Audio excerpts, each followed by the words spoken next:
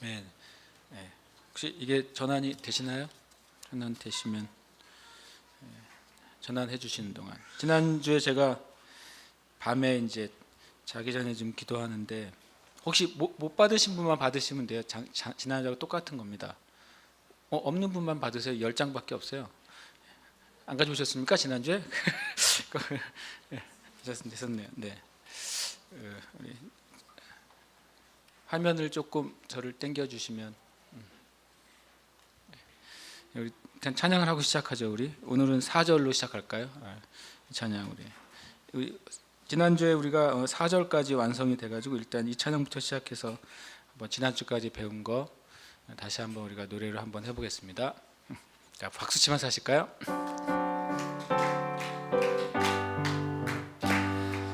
주 예수 날 사랑하시오니 나 또한 예수를 사랑하네. 날 구원하시러 내려오사 십자가 위에서 죽으셨네.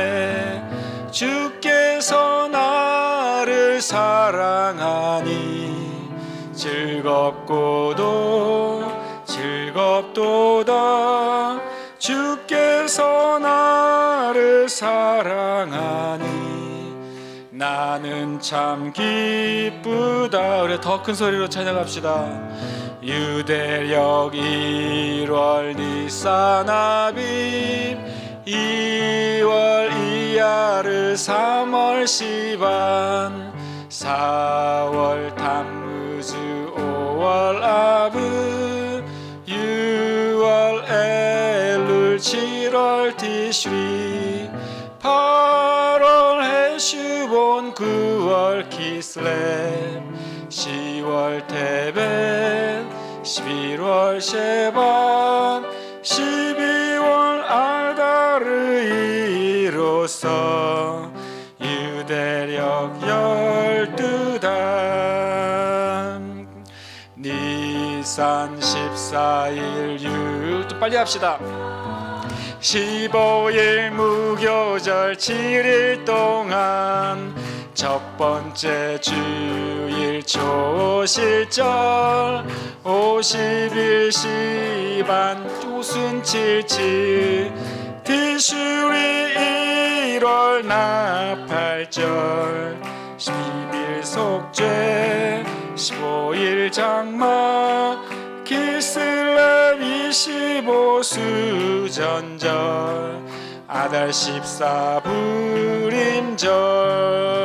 더 빨리 할까요? 전기 10월 니산 아빕 5월 이야르 6월 시반 7월 담무즈 8월 아브 9월 엘룰 6개월 10월 티슈리 11월 헤슈본 12월 키슬렙 1월 테벳 2월 셰바 3월 아담 우기도 6개월. 한 절 남았습니다. 6월절 그리스도의 죽음 무교절 그리스도와 친교 초실절 그리스도의 부활 오순절 성령의 임무교대 나팔절 그리스도의 강림 대속죄일 주의 속죄 초막절 그리스도의 심판 유대력 7절기. 훌륭하십니다. 자, 다음 주부터 이제 다음 찬양 준비를 하겠습니다. 지난주에 했던 거 잠깐 보시면 몇 월부터 여기서 이제 4월부터 니산 4월부터 이제 뭐가 시작되죠? 건기가 시작되고 그 다음에 9월부터 10월부터 뭐가 시작되죠? 그 다음에 우기가 시작된다 이렇게 했습니다.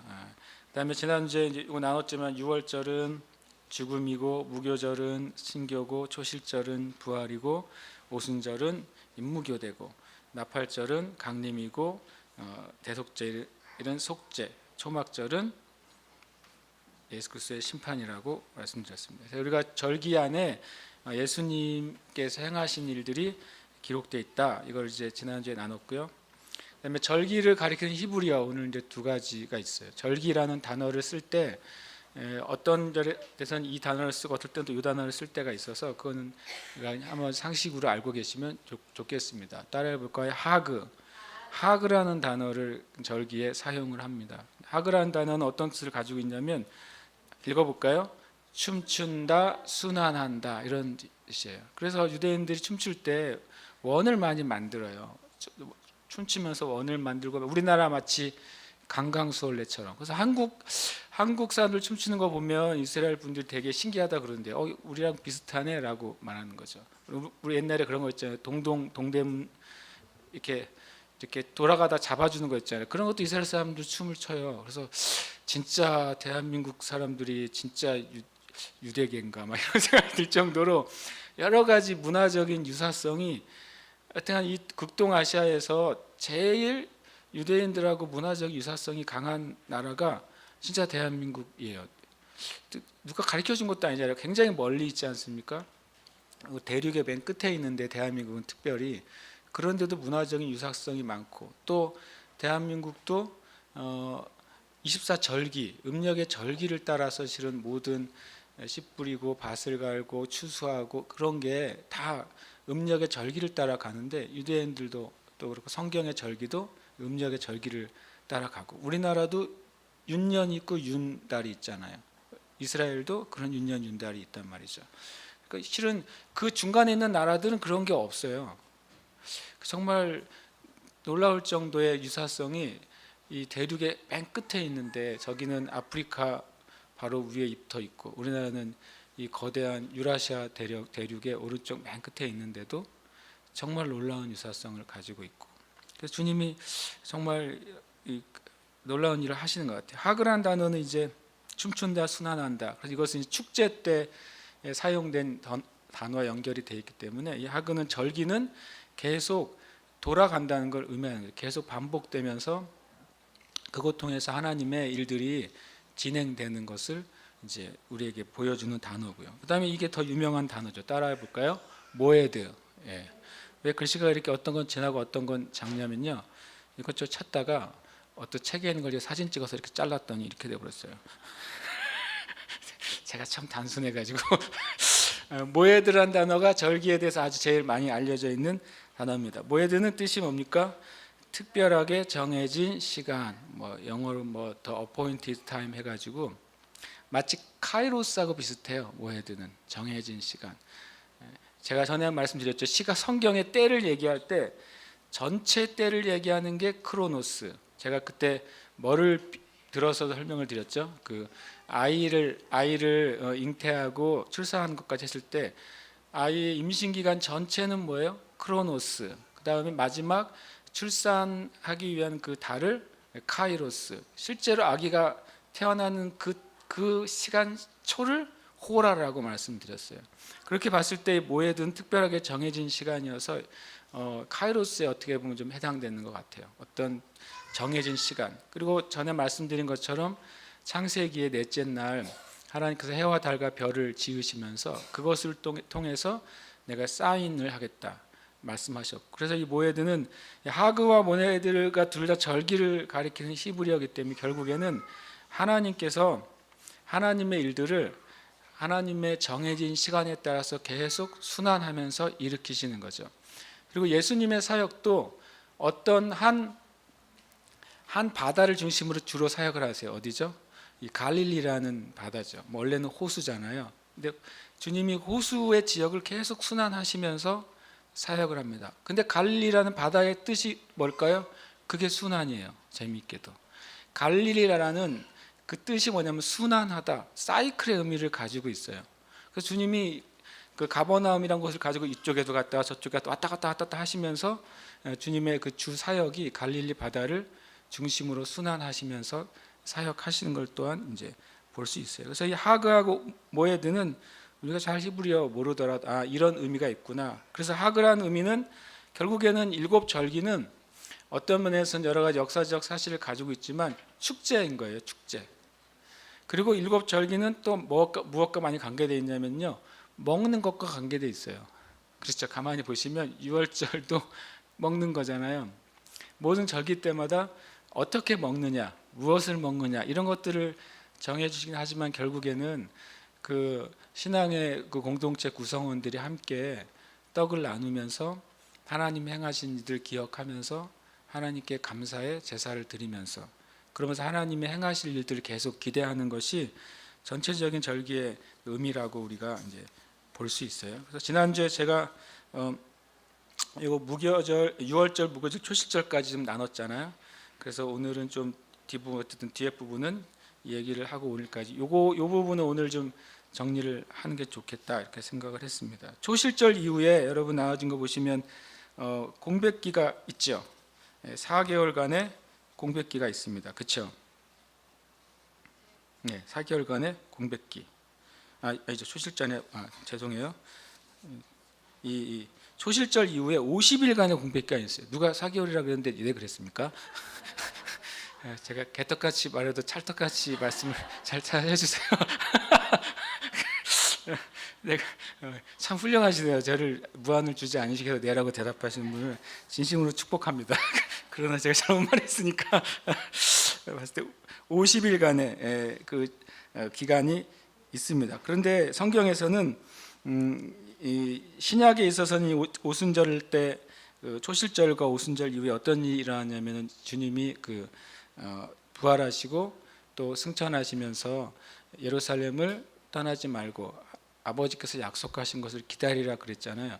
구약의 절기에서는 이것이 이제 초실절 이후에 이제 다른 이제 추수의 시간을 기다리는 시간이지만 오메르게스 해서 7주를 지나가는 기간이지만 신약에서는 실은 성령님을 기다리고 또 성령님을 위해서 준비되는 기간이기도 합니다. 우리가 구약의 말씀을 한번 찾아볼까요? 실은 레위기 23장을 좀 펴 놓으시면 좋겠어요.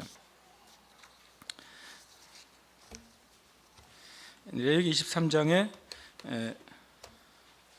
그 7절기가 다 나와 있습니다.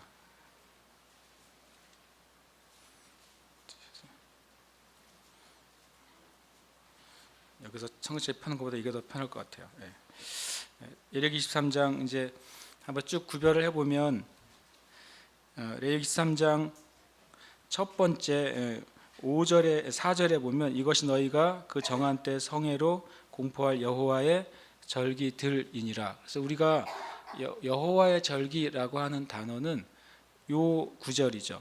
레위기 23장 4절을 이렇게 바탕으로 해서 여호와의 절기라는 표현을 써요. 저는 이제 성경에 있는 표현을 우리가 그대로 가지고 있는 게 제일 좋은 것 같아요.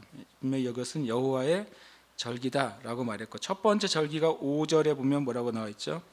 유월절 나옵니다. 그다음에 6절에서 8절에 보면 무교절이라고 나오죠.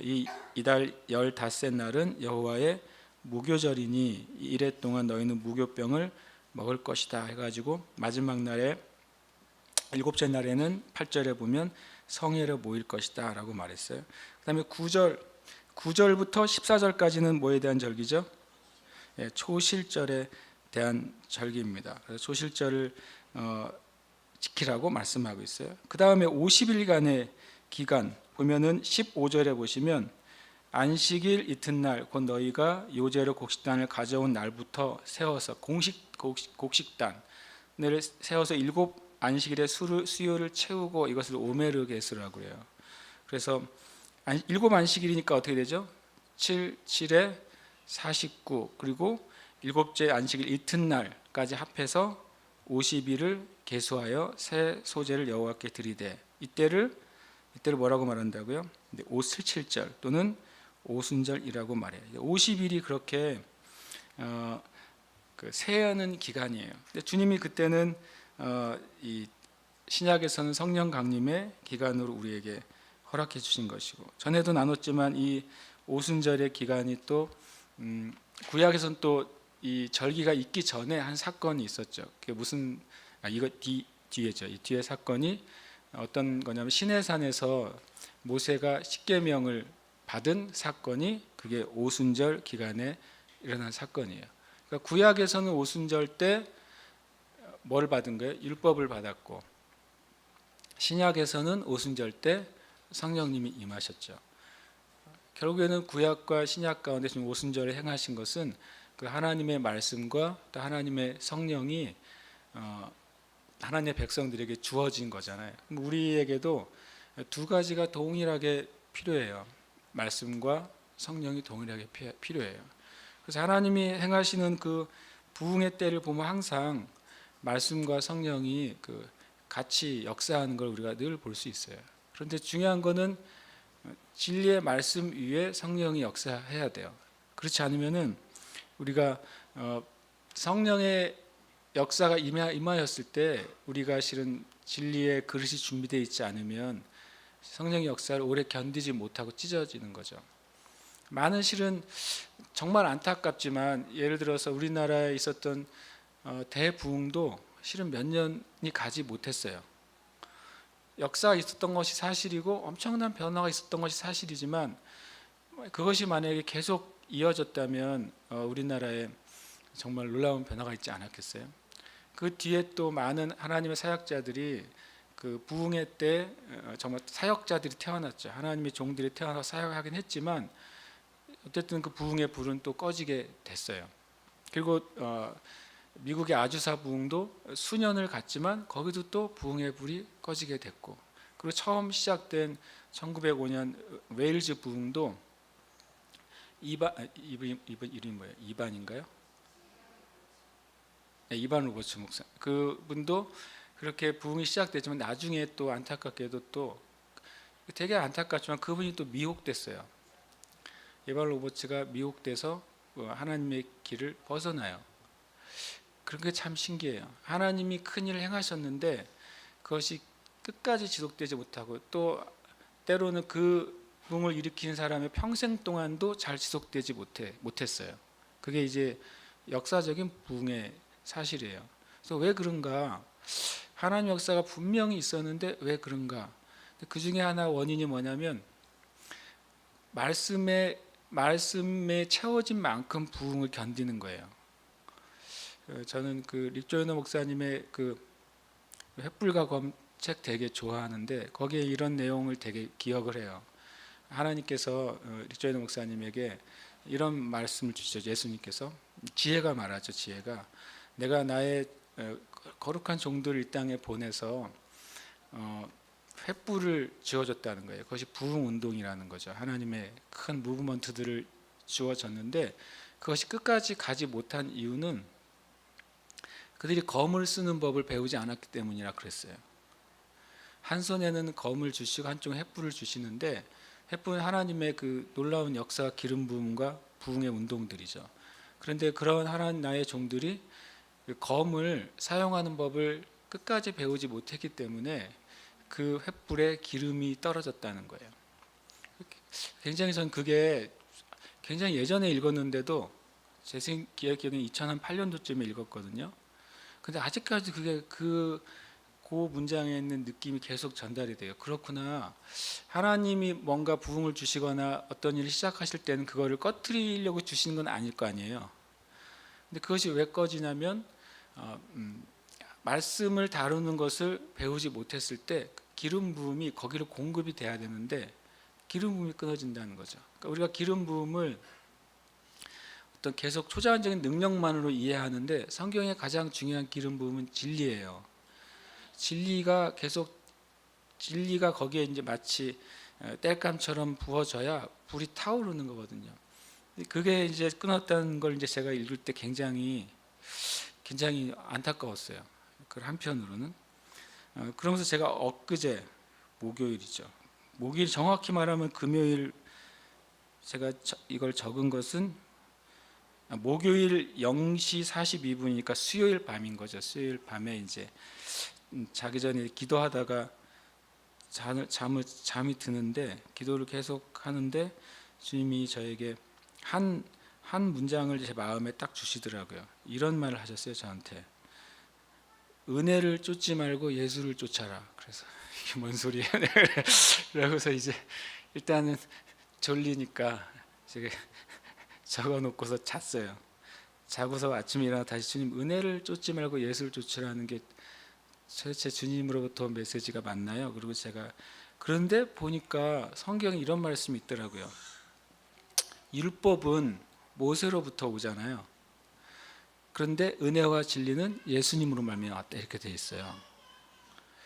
그 다음에 또 바울 사도의 모든 서신서마다 하나님 아버지와 예수 그리스도 안에서 너희에게 뭐가 부어지기를 원한다, 은혜와 평강이 부어지기를 원한다, 이런 축복이 계속 반복되더라고요. 그러니까 제가 은혜를 굉장히 사모하나 봐요. 근데 주님이 은혜를 쫓지 말고 예수를 쫓아라. 봤더니 예수님, 그러니까 실제 은혜와 진리와 평강과 그러한 것들은 예수님을 통해서만 오는 거예요. 근데 내가 요즘 코리아 패싱 그러는데 예수 패싱하고 내 은혜를 추구하는 거야. 예수님을 믿기도 하고 의지하기도 하고 하지만 내가 기도할 때는 은혜를 막 추구하는 거예요. 그러니까 주님이 그게 아니라 예수님을 추구하면 예수님 안에서 은혜가 흘러 들어오는 거죠. 예수님을 추구하면 예수님 안에서 하나님의 온갖 선물과 좋은 은사들이, 온전한 선물과 은사들이 들어오는 거죠. 그 되게 단순한 진리였는데 제가 수요일 밤에 주님께 한 기도가 그런 은혜를 많이 구했었는지 주님이 은혜를 쫓지 말고 예수를 쫓으라 그러셨어요.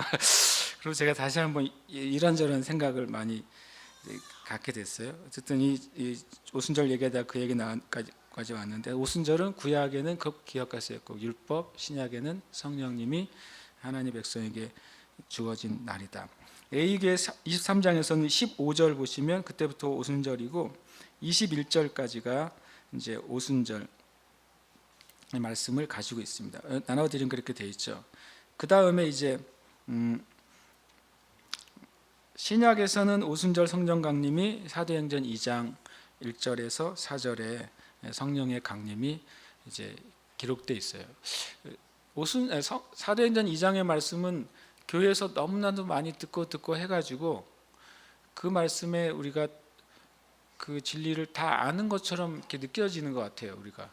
근데 다시 사도행전 2장을 그냥 찬찬히 읽어보면 그 말씀에 경험을 우리가 다 했는가, 이거는 제가 좀 의문이에요. 예를 들어서 처음에 성령님이 임하실 때 처음에는 우리가 아는 것처럼 공간 가운데 임하셨어요. 그렇죠? 이게 되게 놀라웠어요. 성령님 임하신 순서가 곧장 사람들의 한 사람 한 사람마다 역사하신 것이 아니었고, 굉장히 독특하게도 공간 안에 어떻게 임하셨어요? 급하고 강한 소리로, 바람이 부는 소리로 임하셨다는 거죠.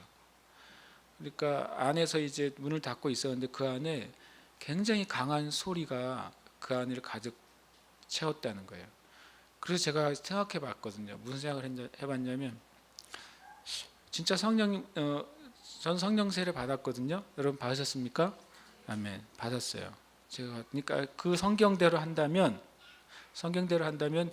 각자 위에 불이 임하여 있는 게 개인적인 성령의 체험이잖아요. 근데 제가 사람들도 만나보고 또 교회 예수님 만난 사람들 나누면 다 각자 그 안에 하나님의 은혜가 임한 사건이 다 있더라고요. 다 있다는 걸 제가 알았어요. 그러니까 성경적으로는 각자의 불이 혀같이 갈라지는 것이 각자 위에 임하여 있더니 그랬으니까 그건 개인적인 성령님의 역사를 경험하는 거잖아요. 제가 하나의 의문은 뭐였냐면, 오순절 첫 번째 있었을 때 그 모인 공간 가운데 임하신 성령의 경험이 얼마나 될까 생각이 드는 거죠. 잘 못 들어봤어요. 제가 한두 번 경험한 건 전 있어요. 그것을 이거라고 말할 수 있는지는 잘 모르겠지만, 예를 들어서 제가 처음에 대학교 2학년 때 그때 서울에 있는 예수원전하는 그 대학생 집회를 갔었어요. 근데 처음 간 날 저한테는 정말 인생의 큰 충격이었거든요. 저는 이제 아주 보수적인 교회에서 주일날 전주가 나오면 이제 다 일어서고, 그다음에 목사님 등장, 장로님 등장, 헌금위원 등장, 성가대 등장, 이렇게 이런 교회에서 계속 신앙생활 하다가 제 친구에서 첫 간 날, 아니 이게 막 난리가 난 거예요.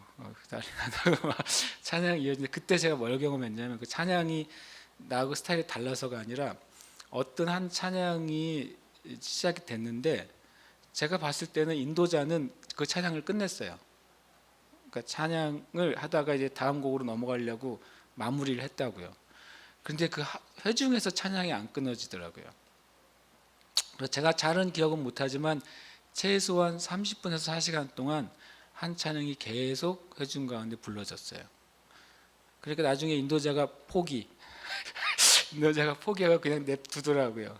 그러니까 처음 간 날 제가 저의 삶에서 한 번도 경험하지 못한, 누가 그것을 인도하지 않았는데 회중 가운데 한 찬양이 풀어져 가지고 그렇게 계속 그 한 절이 딱 끝날 때쯤 되면 누군가가 또 시작을 하는 거예요, 그 찬양이. 그리고 또 계속 정말 무한 반복되는 거죠. 그런데 그 한 40분 정도였다고 저는 기억하는데, 그때가 실은 이제 시간이 길다고 느껴지거나 또는 지루하다고 느껴지거나 그렇지 않고, 정말 이 성경대로 한다, 뭔가 그 공간과 그 장소를 무엇인가가 채우고 있는 느낌을 제가 그때 받았어요.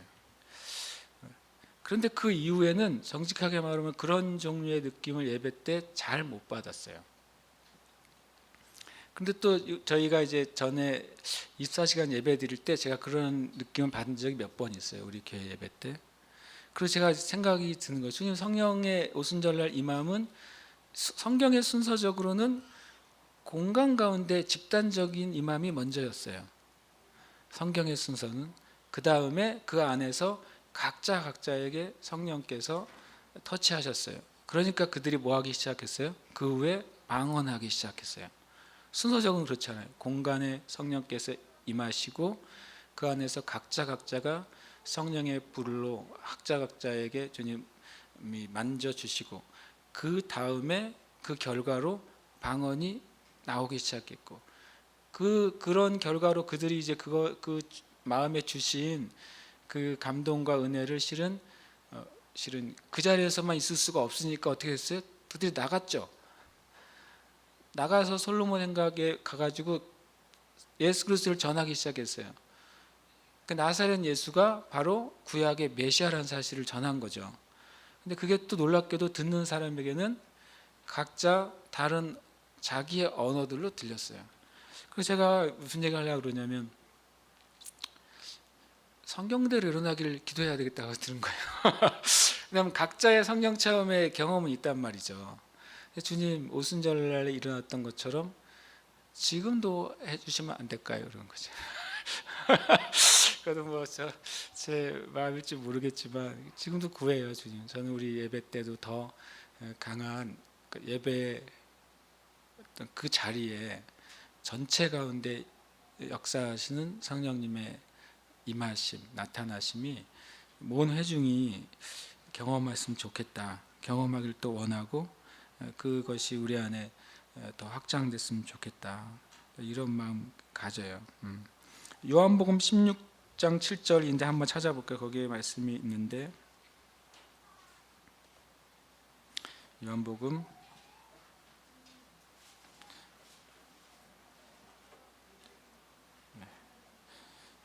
이게 더 오래 걸리는군요. 16절 같이 한번 읽어보겠습니다. 그러나 내가 너희에게 실상을 말하노니 내가 떠나가는 것이 너희에게 유익이라. 내가 떠나가지 아니하면 보혜사가 너희에게로 오시지 아니할 것이요 가면 내가 그를 너희에게로 보내리니. 아멘. 주님이 하나님도 그 말씀하셨고 예수님도 이 말씀을 하시면서 주님이 가시는 것이 유익이라는 말을 하셨어요. 그러니까 이렇게 말하면 좀 제 말이 우스운 표현일 수 있지만, 예수님이 지금 살아 계셨으면 좋겠어요? 아니라고 주님 말씀하신 거예요. 예수님이 그 서기가 아니죠. 저기 BC 한 3년경 태어나셔서 여기 30년쯤에 십자가에 못 박혀 죽으시고 3일 만에 부활하신 다음에 계속 쭉 계신 거예요, 지금까지. 그럼 우리 1년에 한 번씩은 예루살렘 가야 돼요.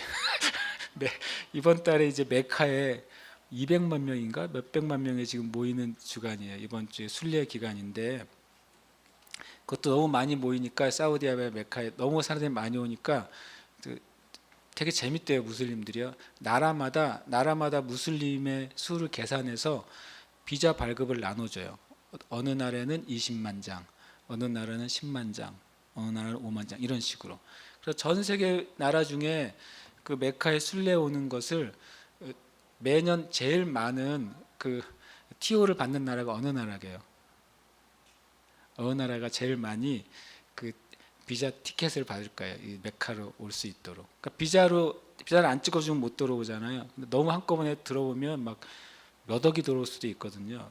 그래서 200만 명인가로 제한을 하는데 어느 나라일까요? 1위 나라가 인도네시아입니다. 인도네시아가 가장 많은 비자 티켓을 받습니다. 그 말은 인도네시아가 가장 많은 무슬림이 살고 있다는 소리예요. 이제 의외죠.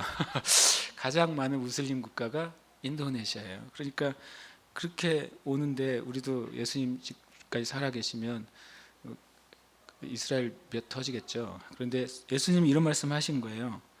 내가 떠나가는 것이 너희에게 유익이라. 저는 이 말이 굉장히 놀라웠어요. 뭐하고 비슷하고 느꼈냐면 너희는 내가 하는 일을 할 것이요 나보다 더 큰 일을 하리니 이 말씀하셨잖아요.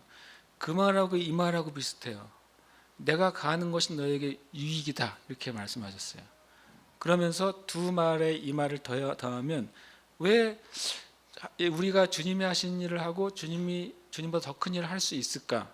왜 주님이 계속 계시지 않고 부활하신 주님이 계속 계셔서 다스리지 않고 천년왕국까지 거 그때부터 시작하시면 안 되나? 가는 게 유익이라고 말씀하셨을까? 그는 오직 성령님 때문에 그렇게 말씀하셨어요. 성령님이 너희 안에 임하시는 것이 예수님이 지금 육신으로 살아있는 것보다 더 큰 유익이라는 표현을 예수님이 하셨어요. 굉장히 놀라운 말이죠. 알고 보면요. 그래서 이 오순절은 우리에게 그런 의미가 있다는 사실 우리가 좀 기억하면 좋겠어요. 그리고 그 다음에 이제 오순절 이후에 4개월의 공백기가 있습니다. 마태복음 14장, 마태복음 24장 볼까요?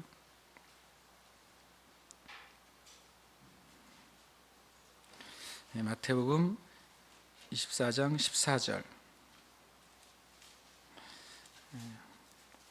그러니까 이 4개월의 공백 기간이 이 현실 우리의 역사 가운데 어떤 일들이 일어나는 것인가 하는 것을 나누려고 하는 거죠. 마태복음 24장 14절 함께 읽겠습니다. 이 천국 복음이 모든 민족에게 증거되기 위하여 온 세상에 전파되리니 그제야 끝이 오리라. 구약의 나팔절이 우리 역사 가운데는 뭘 의미한다고요? 주님의 휴거를 의미하거든요. 나팔절이 주님의 재림을 의미해요. 그러면 그 재림 전까지 일어날 첫 번째 일 중에 하나는 천국 복음이 모든 민족에게 전파되는 거예요. 그제야 그 다음에 이제 절기상으로는 나팔절, 또 우리가 말하는 것은 주님의 재림이 오는 거죠. 그러니까 이 4개월의 공백기는 결국엔 공백이 아니라 주님의 사람들이 주님의 일을 하는 시간이에요. 오히려 농사 짓는 기간이거든요. 4개월 동안. 근데 우리는 주님이 하라고 하는 일을 지금 하는 기간 가운데 살고 있는 거죠. 거기다가 또 하나 더 하면 로마서 11장 25절.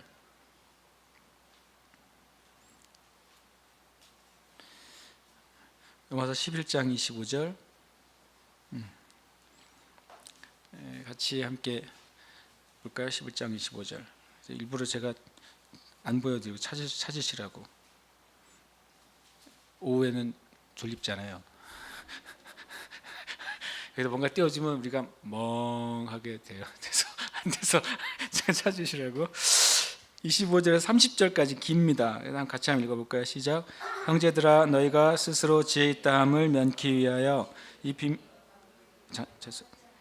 제가 옛날 버전을 찾았어요. 죄송합니다. 제가 다시 찾을게요. 내 문제네요. 옛날 걸 찾았을까요? 로마서 11장. 함께 읽겠습니다. 형제들아, 너희가 스스로 지혜 있다 하면서 이 신비를 너희가 모르기를 내가 원치 아니하노니, 이 신비는 이방인의 충만한 수가 들어오기까지 이스라엘의 더러는 우준하게 된 것이라. 그리하여 온 이스라엘이 구원을 받으리라. 기록된 바 구원자가 시온에서 오사 야곱에게서 경건하지 않은 것을 돌이키시겠고, 내가 그들의 죄를 없이 할 때에 그들에게 이루어질 내 언약이 이것이라 함과 같으니라. 복음으로 하면 그들이 너희로 말미암아 원수된 자요, 택하심으로 하면 조상들로 말미암아 사랑을 입은 자라. 하나님의 은사와 부르심에는 후회하심이 없는지라. 너희가 전에는 하나님께 순종하지 아니하더니 이스라엘이 순종하지 아니하므로 이제는 국류를 입었는지라. 아멘. 여기까지 읽겠습니다. 보면 이 또 기간 4개월 기간이 어떤 기간입니까? 이스라엘이 우준해지고 예수님에 대해서 가려지고 그 사이에 이방인들의 충만한 수가 채워지는 기간이에요. 그 이방인들의 충만한 수는 누구의 기준이겠어요? 하나님의 기준이죠. 우리의 기준이 아니죠. 그래서 충만한 수가 얼만큼이냐, 뭐 몇 억이냐, 몇십억이냐, 그건 우리는 알 수는 없어요. 그러나 하나님이 보시기에 이제는 때가 찼구나 할 때까지 복음이 전해지고, 그리고 이방인들이 예수님 앞에 돌아오는 시간이 이 4개월간의 공백기예요. 또 하나 말씀 보겠습니다. 마태복음 13장 25절이요.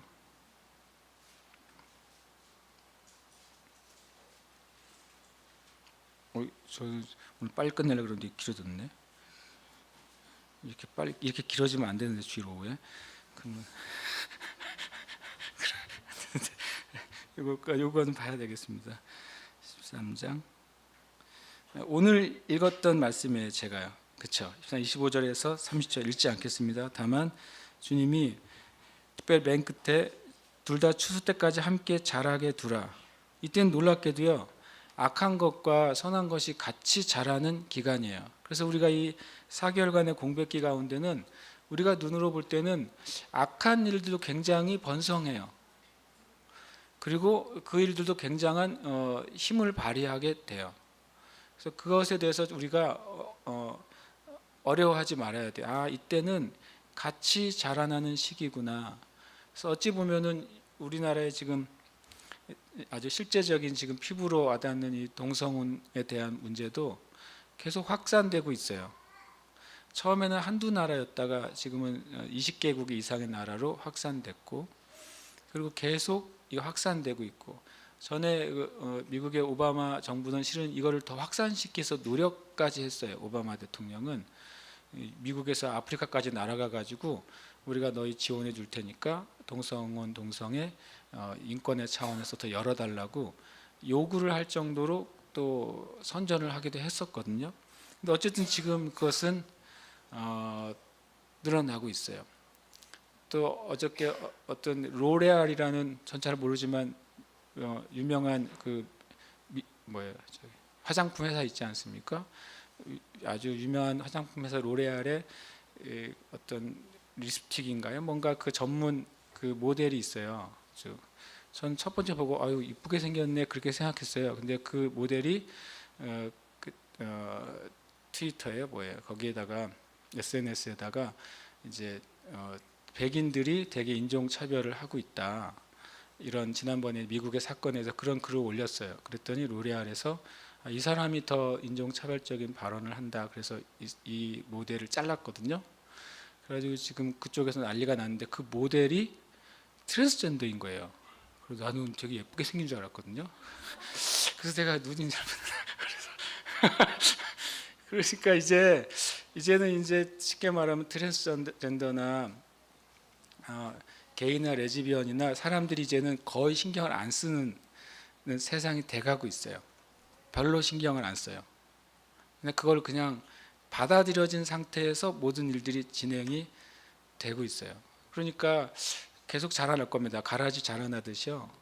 여러 가지 그런 종류의 일들이 자라날 거고, 그런 걸 보면 우리가 이때가 이렇게 같이 자라나는 기간이구나, 이거를 좀 이해할 필요가 있다, 그겁니다. 요한복음 4장 35절 하나 더 읽겠습니다. 요한복음 4장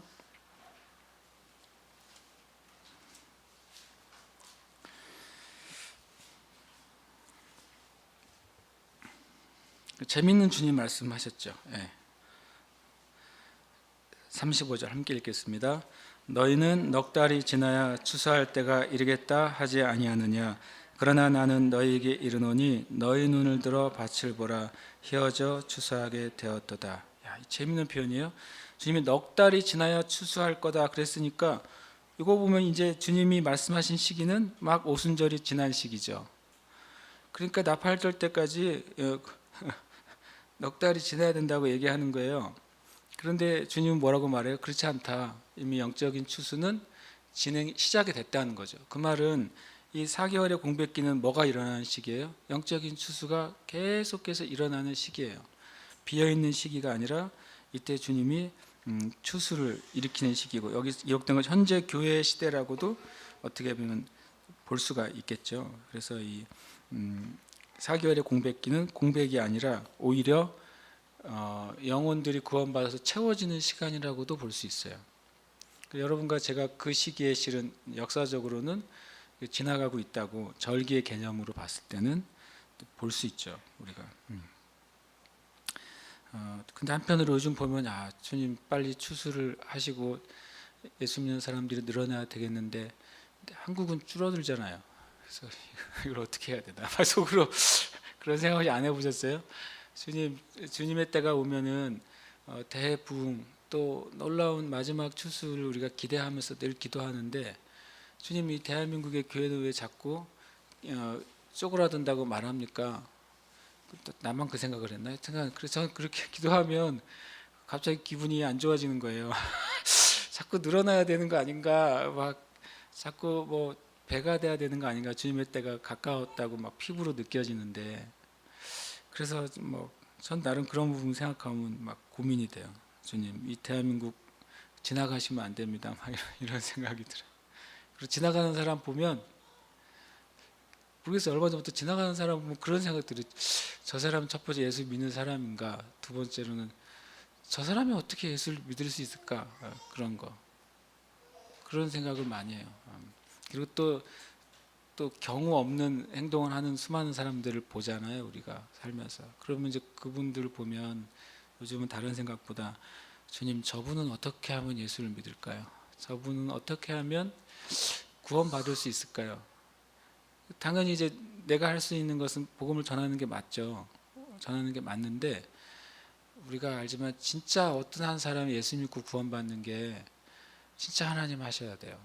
그게 온 세상이 다 힘을 합해도 안 되고 성령께서 하셔야 되는 게 정말 그래요. 지금이 어쨌든 이방인들이 구원받는 시기, 또 악한 것과 선한 것이 같이 자라는 시기, 그리고 실은 추수가 계속해서 일어나고 있는 시기다. 이 사실을 우리가 좀 기억을 해야 되겠어요, 우리 가운데. 그 다음에 이제 나팔절 보겠습니다. 오늘 한 번씩은 이제 짚고 넘어갈게요. 오늘은 나팔절을 보면, 여기 보면 기록된 나와진 거, 하루 종일 나팔을 일정 간격으로 불며 성회를 소집한다라고 되어 있어요. 다시 레위기 23장 가서 보겠습니다.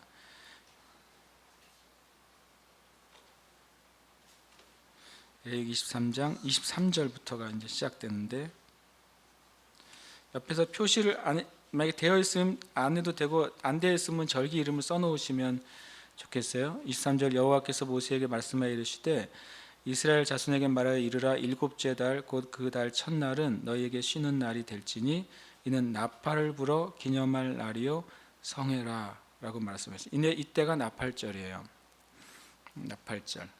나팔절에 주님께서 이것을 성회로 하라고 말씀을 하셨어요. 그런데 신약에서는 그 나팔절을 어떻게 얘기하냐면, 고린도전서 15장, 여기 우리 나와드린 건 안 나와 있지만 고린도전서 15장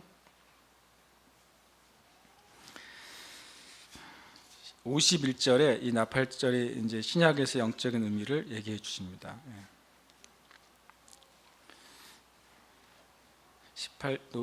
15장 51절, 52절 함께 읽겠습니다. 보라, 내가 너희에게 비밀을 말하노니 우리가 다 잠잘 것이 아니요 마지막 나팔 순식간에 호련히 다 변화되리니 나팔 소리가 나매 죽은 자들이 썩지 아니할 것으로 다시 살아나고 우리도 변화되리라. 아멘. 여러분, 주님의 재림을 믿으십니까? 네. 그럼 주님이 재림하실 때 우리의 몸이 변화될 것에 대해서 아십니까? 네. 변화될 겁니다. 네. 성경은 그렇게 말을 해요. 성경은. 저는 주님 재림하신 것도 막 믿어지고 기대가 되는데 과연 내 몸이 어떻게 변화될까는 상상이 안 돼요. 상상을 못 하겠어요. 그렇지만 성경은 그 얘기를 분명히 하고 계세요. 너희들이, 우리의 영은 언제 구원받죠? 예수님 믿을 때 거듭남으로면서 구원받아요. 우리의 혼은 말씀에 의해서 계속해서 진리의 말씀으로 우리의 생각이 진리로 바뀌어지면서 우리의 혼이 성화돼요. 혼적인 구원이라고 말할 수 있죠. 그다음에 우리 몸은 살아있는 동안에는 안 돼요. 근데 우리말에 그거 있잖아요. 죽었다 깨어나도 안 된다 그랬잖아요. 근데 몸은 죽었다 깨어나면 돼요. 죽었다가 이때 고린도전서 15장 51절에 죽었다 깨어나는 거 아닙니까? 죽었다, 주님이 재림하실 때 그때 몸이 변화된다고 성경에 분명히 말씀을 하고 있어요. 그것이 나팔절에 일어날, 우리에게 영적으로 일어날 일이죠. 여기 그림상으로는 뭐 공중 재림, 나중에 그리스도의 지상 재림 돼 있는데, 요거는 조금 이제 계시록이나 그것을 푸는 것마다 조금씩 견해가 다르기는 해요. 그래서 그냥 뭐 제가 참고로 나눠드린 것이기 때문에 그렇게 보시면 좋겠어요. 그래서 교회의 휴거와 또는 이스라엘의 회복이 같이 이루어지는 것이 나팔절의 영적인 의미다. 이렇게 보시면 좋겠습니다. 속죄일 보겠습니다. 속죄일 보면 정결케 하는 속죄가 이루어지는 날이고 오직 대제사장만 일합니다. 이 일한다는 표현이 뭐냐면 다 쉬어야 되는데 제사장은 백성들의 속죄를 위해서 일을 해야 되니까 그 일을 한다는 거죠. 주님이 이것을 또 이렇게 인용하셨어요. 예수님 보고 왜 안식일을 범하냐 그랬더니 너희들은 성경에서 읽어보지 않았느냐? 이 안식일 날 제사장은 안식일을 범해도 된다고 돼 있지 않느냐? 이 말이 뭐냐면 안식일 날 다 쉬는데 제사장은 그날 자기가 뭐한 날이에요? 일하는 날이죠. 쉬지 말라고 하는 안식일을 범하는 거죠. 그러나 그 제사장은 그날 그 일을 해야 되기 때문에 안식일을 범해도 된다. 그런 안식일을 뛰어넘어서 하나님께서 허용하셨다고 하는 거죠. 그런데 인자는 안식일에 뭐라고요? 주인이다. 그래서 너희들 인간 제사장도 안식일 날은 일할 수 있도록 허용된 것처럼 안식일의 주인인 나도 하나님의 일을 한다. 이렇게 예수님께서 인용하실 때 이 말씀을 인용하신 거예요. 그리고 뒤에 보시면 이제 나팔절 속죄일에 민족 전체가 속죄하는 날이죠. 그러나 이 말은 또 각 영혼들이 제사함 받고 구원받는 영원한 속죄 날을 또한 의미하기도 합니다. 이 속죄일에 레위기 25장 말씀 좀 보겠습니다. 오늘 말씀 좀 쭉 말씀을 드릴게요. 지난주에 말한 걸 왜 안 나눠주세요? 그런 분이 있는데 지난주에 한 개 너무 작아서 그것만 달랑 나눠주면 나눠드릴 게 별로 없어서 오늘 것까지 합쳐서 나눠드리려고. 레위기 25장 9절입니다. 그 희년 얘기를 하는데 중간에 속죄일 얘기를 넣어 놓으셨어요. 왜냐하면 8절부터는 너는 7 안식일을 계수할지니 이는 7년이 7번인즉 안식년 7번 동안 곧 49년이라. 우리가 그래서 50회째를 이제 대속죄일이라고 하는 이유가 안식년을 7번, 그러니까 날짜로 치면은 7일에 한 번씩 안식일이 오고 연으로 치면 7년에 한 번 안식년이 오고 7이 7번 차는 7에 49, 그 다음에 해는 이제 대희년이라고 해서 50년째는 모든 것을 자유케 하는 희년이죠. 그래서 어떻게 보면 이 희년이라는 것이 성경에서 엄청나게 큰 그 하나님의 은혜를 얘기해 주는데요. 근데 그 사이에 9절에 보면 9절 이렇게 되어 있습니다. 일곱째 달 열흘날은 속죄이니 라고 말하면서 너는 뿔나팔 소리를 내되 전국에서 뿔나팔을 크게 불지며, 그리고 그 다음에 다시 또 이제 희년 얘기가 나옵니다. 그래서 성경에서는 레위기 25장 9절에 이 나팔을 불라는 말씀이 있어요. 근데 우리가 레위기 23장 26절 한번 보십시다. 23장 26절 표에 나와 있습니다.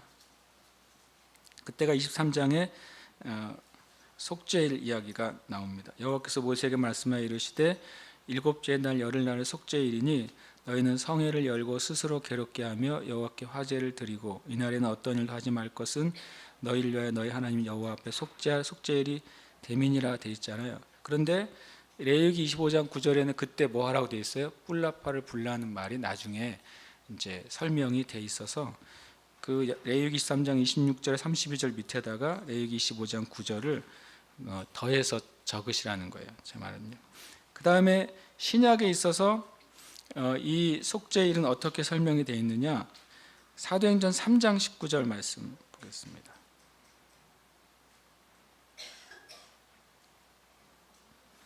(3장 19절) 신약의 어떤 속죄일에 대한 신학적인 표현이 무엇이냐 보면 이 3장 19절 말씀이에요.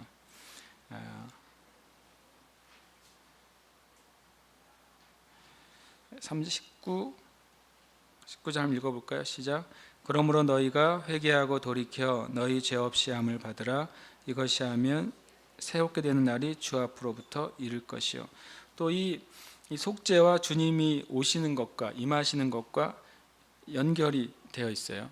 그래서 속죄는 우리가 개인적으로 돌이키는 날, 그리고 또 메시아를 보게 되는 날. 또 이때는 여기 보면 이 표에는 이스라엘의 어떤 국가적인 회심이라고 이렇게 이분은 이렇게 표현을 해놨는데 이것도 조금 해석마다 다를 수 있다라고 하는 사실. 하나 또 속죄일에 대한 성경의 본문 하나만 더 말씀드리면 스가랴 12장 말씀입니다.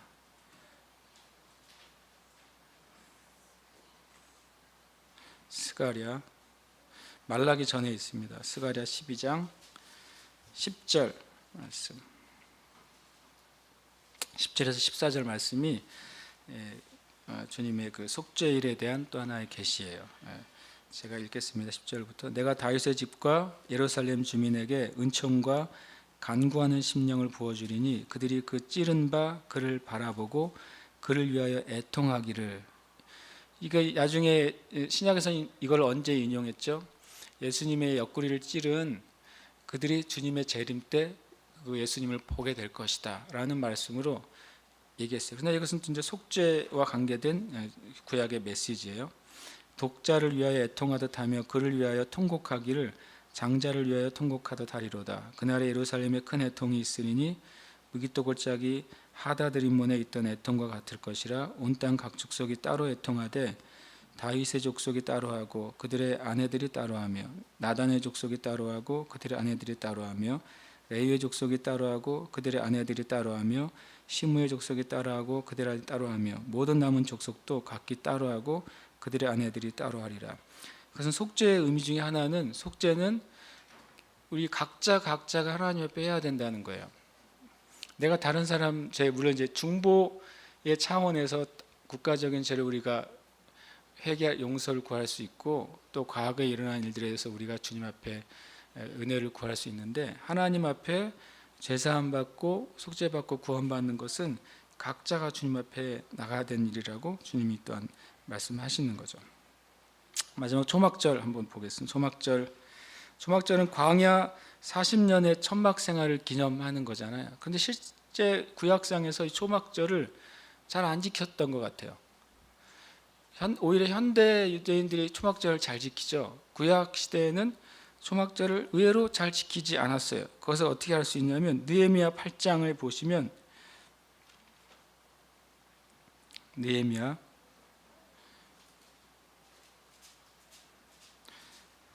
8장에 초막절을 지킨 것에 대한 말씀이 나와 있어요. 그것은 광야 40년의 장막 생활을 기념하고 그것을 잊지 않도록 주님이 해주신 것인데 느헤미야 8장 15절부터 제가 읽겠습니다.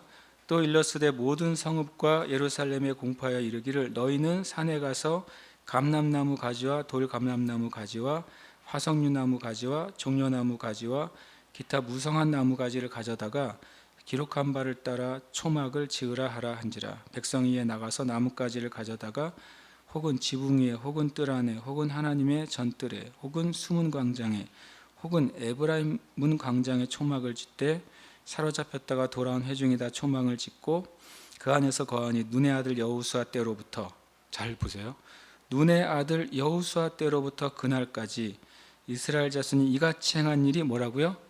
없었으므로. 와, 충격적이죠. 안 지켰다는 거예요. 초막절 엄청 오랜 기간 동안 안 지켰어요. 말 지지도 안 듣는 이스라엘 백성인 거죠. 모세 살아있을 동안 지킨 거죠. 그리고 모세 때도 이제 절기를 지키면서 들어가서 행하라고 했으니까 결국에는 안 지킨 거예요. 어느 때야? 다 망하고 다 망하고 다 무너지고 다 부서지고 다 팔려갔다가 다시 돌아와서 느헤미야 때 초막절을 제대로 지켰어요. 참 그런 거 보면은 마음이 안타깝죠. 17절에 보면 사로잡혔다가 돌아온 회중이다 초막을 짓고 그 안에서 거하니 눈의 아들 여호수아 때로부터 그날까지 이스라엘 자손이 이같이 행한 일이 없었으므로 이에 크게 기뻐하며 에스라는 첫날부터 끝날까지 날마다 하나님의 율법책을 낭독하고 무리가 이레 동안 절기를 지키고 여덟째 날에 규례를 따라 성회를 열었느니라. 주님, 초막절은 또 마지막 영원한 시는 천년왕국을 상징합니다. 그래서 주님과 함께 영원히 거하고 또 하나님의 다스림 가운데 있는 그리스도의 통치를 의미해요. 갑자기 제가 이 말씀을 읽는데 학개서 말씀과 연결이 되는 것 같아요. 학개서에 너희는 산에 올라가서 나무를 가져다가 성전을 건축하라고 그러잖아요. 그때 제가 질문했었죠, 여러분에게. 그거 혹시 풀어지면 저한테 좀 얘기해 달라고. 저는 지금 풀어지네요. 산에서 나무를 가져다가 성전을 건축하라. 근데 초막이 산에서 나무를 가지고 와서 초막을 짓는 거예요. 장막을. 지금 제 마음에서 이것저것 막 풀어지네요. 여러분도 이 두 가지가 연결되어 있는 것 같아요. 산에서 나무를 가져다가 성전을 지으라고 한 학개서 2장 말씀과 이 초막절의 말씀이 연결이 되어 있는 것 같아요. 하나만 더 보겠습니다. 이사야 66장.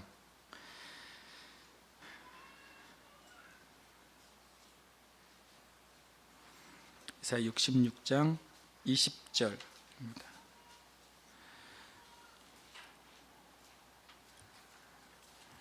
이제 마지막 때 주님의 그 은혜를 이제 주님이 회복하는 것을 말씀하세요.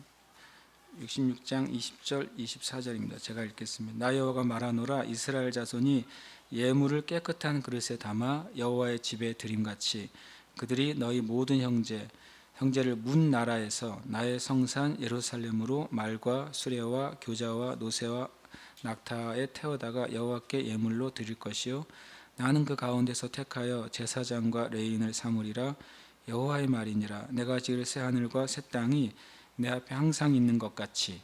여기서 새 하늘과 새 땅이 나옵니다. 항상 있는 것 같이 너희 자손과 너희 이름이 항상 있으리라 여호와의 말이니라. 여호와가 말하노라 매월 초하루와 매 안식일에 모든 혈육이 내 앞에 나와 예배하리라. 그들이 나아가서 내게 패역한 자들의 시체들을 볼 것이라. 그 벌레가 죽지 아니하며 그 불이 꺼지지 아니하며 모든 혈육에게 가증함이 되리라. 초막절과 장막절은 뭘 의미하냐면 영원한 하나님의 다스림과 영원한 하나님의 심판을 같이 얘기하고 있어요. 특별히 24절은 지옥의 모습을 얘기하고 있어요. 나중에 주님이 지옥을 얘기할 때도 이 말씀을 인용하세요. 지옥은 그 벌레 소금치듯 불로 소금치듯 하는 것처럼 불타는 곳이다. 거기서는 벌레도 죽지 않는다. 주님이 지옥에 대해서 하데스에 대해서 그렇게 말씀하시거든요. 그 말씀에 대한 이제 구약의 인용은 이사야 66장 24절이 됩니다.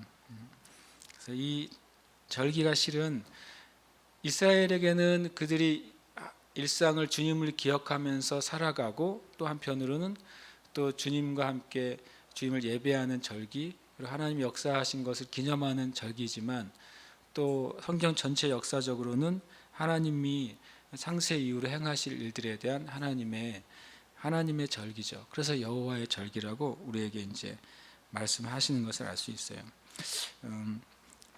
실은 뭐 어떻게 보면 지금 속도로 보면 무지하게 천천히 나가는데, 최소한 여러분이 다음 주까지는 1절에서 5절까지를 외우시길 축복해요. 그래서 와서 다음 주에는 저도 그렇고 여러분도 그렇고 다음에 가사를 안 띄우고 제목만 띄울 테니까 그걸 외운 다음에 그 다음에 내용을 깊이 좀 들어가도록 그렇게 하겠습니다. 아멘. 예. 우리가 기도하고 싶습니다. 같이 시간 기도할 때 전체적으로는 우리가 이제 오순절을 지나 나팔절을 가지만, 또 한편으로는 여러분 개인적으로도 6월절을 통과했느냐가 중요한 거예요. 여러분 개인적으로도 예수님의 보혈의 은혜를 통과했느냐, 여러분 개인적으로도 주님 앞에서의 무교절의 거룩함을 추구하고 있느냐, 여러분 개인적으로도 예수님의 부활의 권능과 성령님의 임재를 경험하고 있느냐. 실은 이게 중요해요, 우리 삶 안에. 우리가 다시 한번 기도할 때 주님, 여러분이 그것을 지나고 경험하셨다면 주님께 감사를 드렸으면 좋겠어요. 주님, 나에게 나의 영적인 유월절, 예수님의 보혈로 말미암은 속죄와 또 사망에서 생명으로 옮겨진 것과 또 나에게 영생을 주신 것을 감사합니다. 또 우리에게 무교절이 있는가 하는 건 중요해요. 내 삶에 누르가 없는 떡으로 정결하게 주님 앞에 드려지고 있는가 너무 중요해요. 우리 안에 부활의 그 권능과 능력을 체험하고 있는가. 부활은 뭡니까? 죽음이 전제로 된 거잖아요. 여러분과 제가 예수 안에 죽음 경험하지 못하면 부활도 경험하지 못한 거죠, 사실은. 그리고 또 우리는 바울사도의 고백처럼 날마다 죽고 살아야 돼요. 하나님 앞에서 나의 욕심, 나의 자존심, 나의 생각, 나의 주장을 하나님 앞에 내가 날마다 죽이고 또 진리 안에서 우리가 살고 있는가, 이것이 또 우리에게 주시는 그 초실절의 은혜예요. 이제 중요한 건 또 오순절이죠. 주님, 내가 날마다 성령 안에 거하고 성령님을 추구하고 살아가고 있는가. 제가 절기를 주님께 좀 올려드립니다.